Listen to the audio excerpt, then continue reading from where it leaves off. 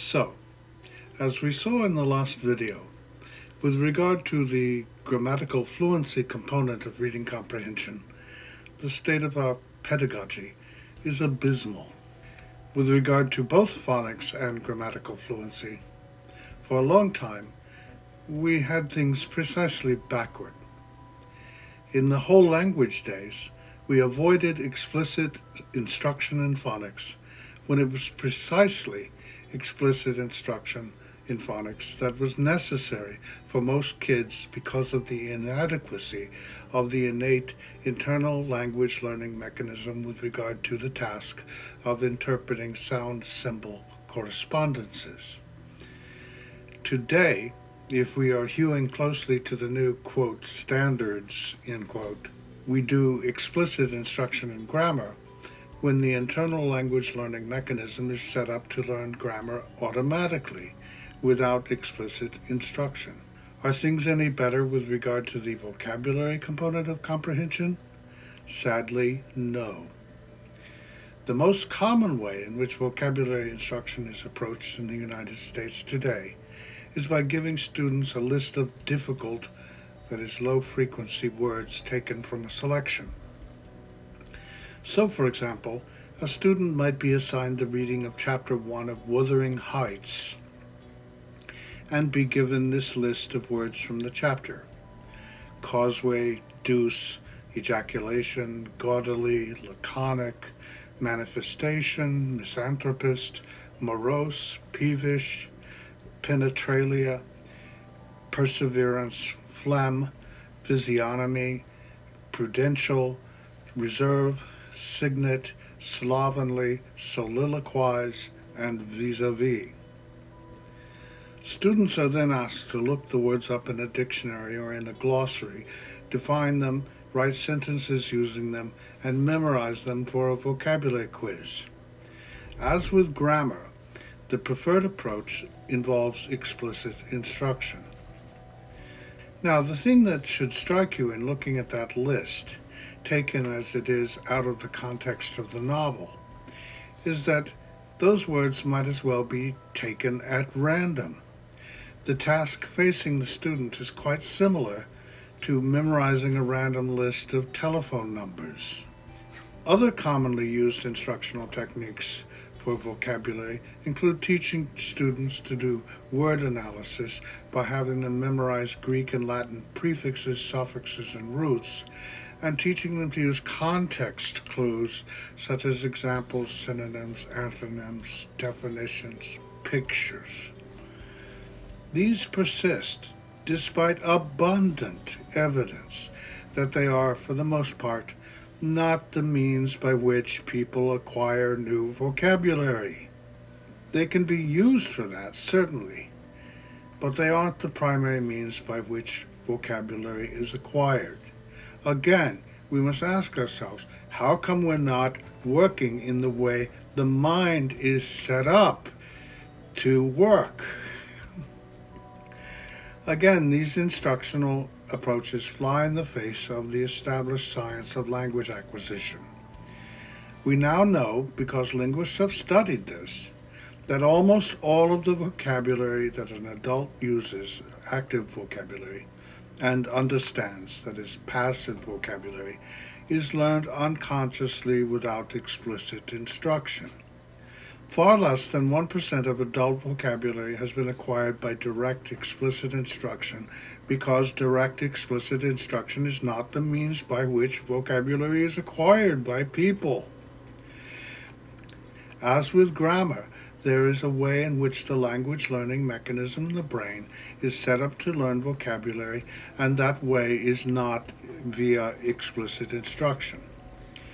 So, how do people actually learn vocabulary? Well, I'll give an example. A person takes a painting class at the Y.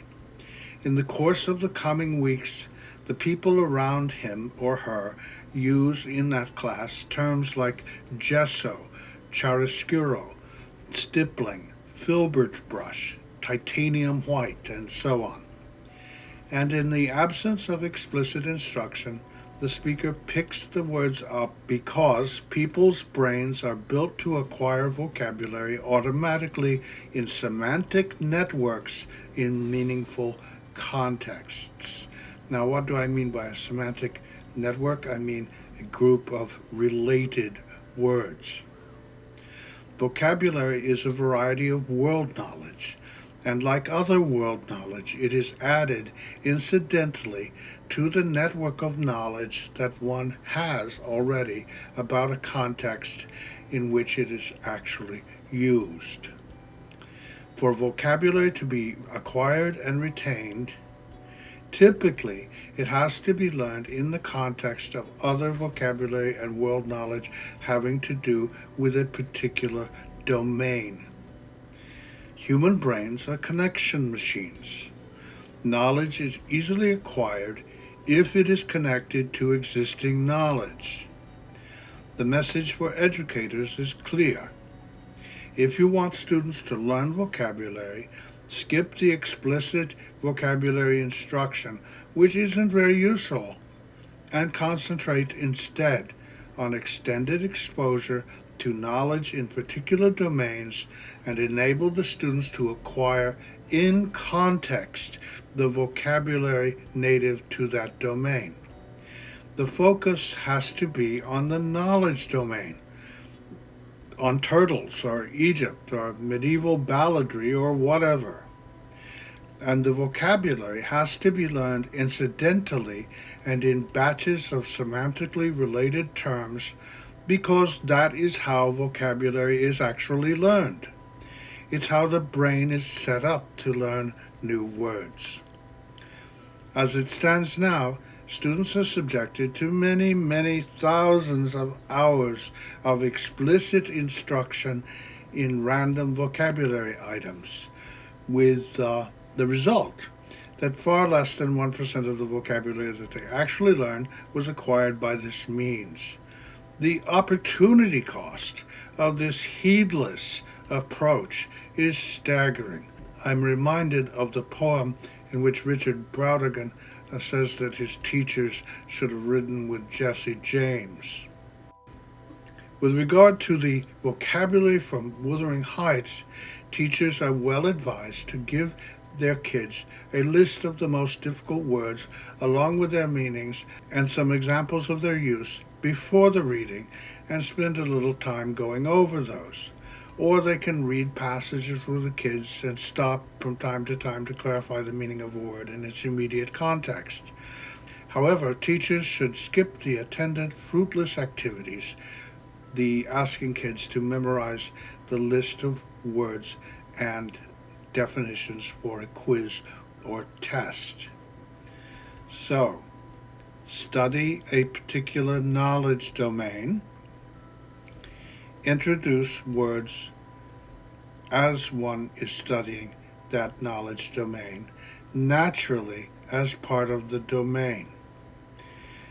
That is, expose the kids to the vocabulary in an actual real-world context with other vocabulary words that are also from that domain.